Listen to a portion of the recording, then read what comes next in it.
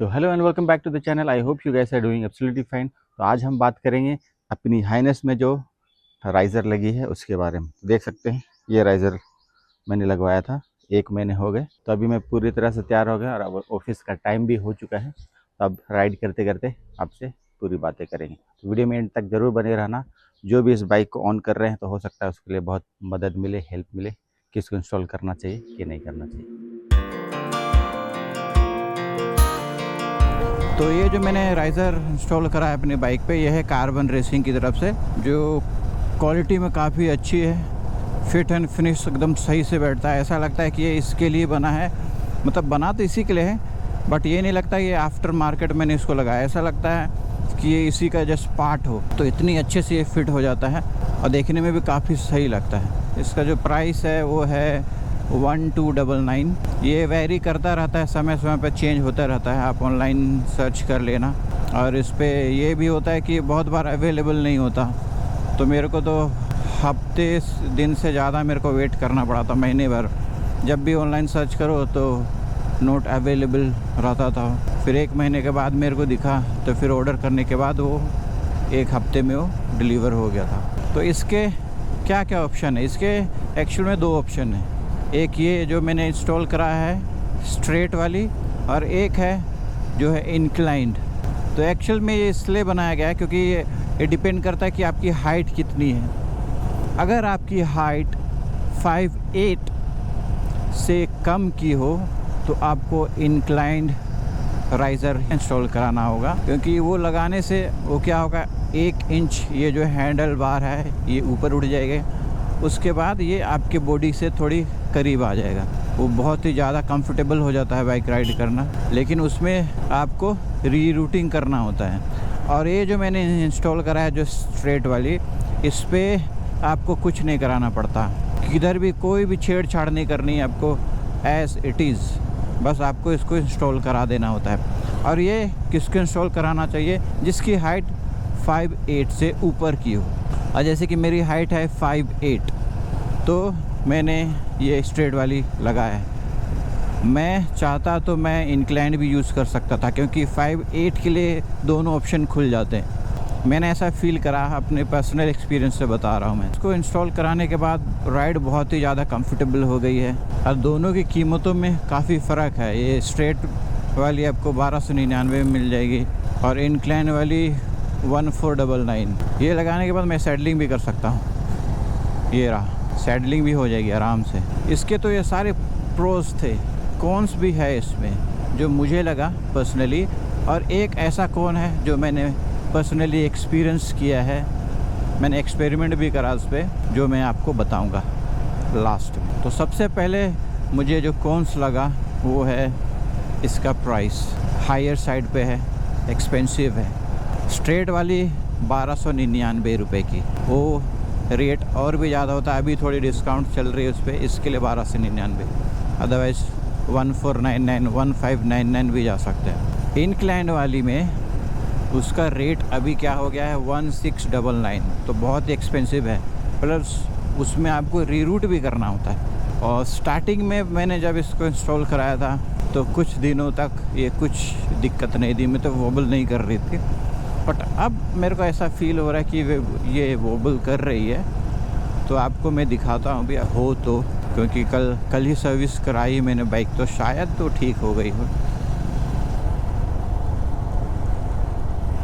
नहीं है, हल्की है, उतना मेजर नहीं है अभी मालूम नहीं चल रहा उतना। हाँ, सर्विसिंग के बाद वो शायद इसके लिए हो रही है। मैं बताता हूँ जो आज तक किसी ने यूट्यूब में नहीं बताया, मैं ही पहला हूँगा जो इसके बारे में बात कर रहा हूँ, क्योंकि मैंने खुद एक्सपीरियंस किया है इसको। इसके लिए मैं ये चीज़ बता पा रहा हूँ, क्योंकि मैं इस बाइक को लेके डेली ऑफिस आना जाना करता हूँ। 52 किलोमीटर ऑफिस जाना और ऑफिस से वापस आना, मतलब 100+ किलोमीटर हो जाता है। तो मैंने इसको इतना चला लिया है कि इसके बारे में मेरे को पता चल गया क्या दिक्कत है। तो ये हो गया। ये आपको मैं दिखा दूँ तो ये रेज़र है जो इसको सपोर्ट करता है। तो इस पर जो रिंग लगे होते हैं ना, वो डैमेज हो जाते हैं। वो मैंने चेंज कराया। क्यों? क्योंकि इस बाइक की वेट 181 kg की है और उस पर जो राइड कर रहा हो उसकी भी वेट समझ लो कितनी होगी, 60 से प्लस ही होगी। फिर अगर आपके साथ पिलियन भी बैठा हो, तो आप जब हार्ड ब्रेकिंग करते हैं, फ्रंट ब्रेकिंग, तो ये पूरा प्रेशर इस पे आता है। अब हो सकता है बहुत कोई बोलेंगे कि मैं ज़्यादा स्पीड में रहता हूँ, चलाता होगा, इसकी वजह से हो रहा ना भैया। मैं ज़्यादातर कोशिश करता हूँ 60 की स्पीड में चलूँ, इको में चलूँ, जैसा अभी मैं चल रहा हूँ। और मेरी प्रीवियस वीडियो में भी आप देख सकते हैं, बहुत सारी वीडियो में मैंने बताया ये कि मेरी स्पीड यही 60 ऑलमोस्ट रहती है हमेशा, मोस्ट ऑफ द टाइम। हाँ, कभी कभी मैं 80 तक जाता हूँ, नहीं तो मैं 60 पे ही रहता हूँ। जैसे मैंने अभी ब्रेक किया, फ्रंट ब्रेक, तो ये प्रेशर इस पे आता है। क्योंकि देखो, अब ये जितनी लंबी रहेगी, अगर आप ब्रेकिंग लगाएंगे तो ये हैंडल बार पे प्रेशर आएगा, और ये जिसका जो सपोर्ट है नीचे, इस पे ज़ोर आता है, जिसकी वजह से वो रिंग टूट गई। तो उसके लिए मेरे को 2500-3000 का फटका लग गया कल के सर्विस में वो ऐड हो गया। नहीं तो कल मेरी सर्विसिंग वही 2500, अदरवाइज़ हमेशा 2500-3000 की ही सर्विसिंग होती थी मेरी बाइक की। बट इस वजह से कल मेरे को 6000 का बिल हो गया, मतलब 3000 एक्स्ट्रा लग गए इसके लिए। नो डाउट ये लगाने के बाद बाइक ज़्यादा कंफर्टेबल लगती है चलाने में, बट इस कोन की वजह से मैं अब इसको चेंज करा दूंगा, मैं रिमूव कर दूंगा ये, क्योंकि बार बार ये झेल ना पाऊंगा मैं इतने खर्चे। क्योंकि फिर क्या हो जाएगा, हर सर्विसिंग में मेरे को वो चेंज कराना होगा। क्योंकि आप एक अच्छे सड़क पर हमेशा नहीं चल सकते, कभी भी खड्डा आ जाता है और कभी भी हार्ड ब्रेकिंग लगानी पड़ जाती है। क्योंकि आप चल रहे हो, कभी भी कोई आ जाता है कि इधर से भी क्रॉस कर जाएगा, कभी जानवर आ गए तो कुछ भी हो जाता है। तो आप बोल नहीं सकते कि नहीं मैं ब्रेक नहीं लगाऊंगा, वैसा कोई नहीं चाहता वैसा ब्रेक लगाना, लेकिन लगाना पड़ जाता है इमरजेंसी। इसके लिए अभी मैं ऑफिस जा ही रहा हूँ, ऑफिस के बाहर ही लोकल मैकेनिक की दुकान है, तो मैं अभी जाऊँगा और उसको पहले चेंज करा लूँगा। इसके लिए कंपनी वाले सोच समझ के कुछ भी बनाते हैं, बट ऐसा नहीं कि हम एक्सपेरिमेंट नहीं कर सकते, हम एक्सपेरिमेंट कर सकते हैं। लेकिन एक्सपेरिमेंट करने के बाद अगर हमको पता चला उससे बाइक को नुकसान हो रही है या किसी चीज़ को भी नुकसान हो रही है, तो हमको वो बंद कर देना चाहिए। तो आप लोगों में से बहुतों के पास हाइनेस होगी, और आप लोग भी अगर प्लान कर रहे हो ये राइज़र लगाने की, तो एक बार सोच लेना। क्योंकि मैंने अपने पर्सनल एक्सपीरियंस से ये चीज़ बता दी।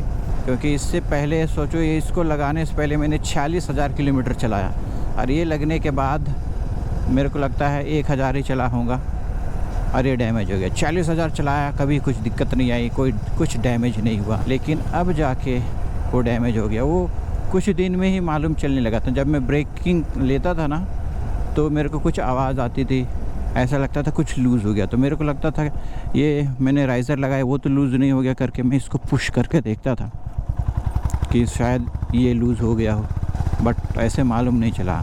कल सर्विस के लिए जब मैं गया तो पता चला, वहाँ पे बताया कि आपका वो रिंग डैमेज हो गया है, वो चेंज करना होगा। तो चलो अब फटाफट ऑफिस पहुँचते हैं, फिर इसको बाइक को देते हैं वहाँ पे मैकेनिक के पास, और इसको रिमूव कर देंगे, और जैसे थी ये बाइक वैसे कर देंगे। और हाँ, मैंने इसको इसके लिए लगाया था क्योंकि मैं सोच रहा था इसके साथ मैं कहीं लॉन्ग राइड पे जाऊँ।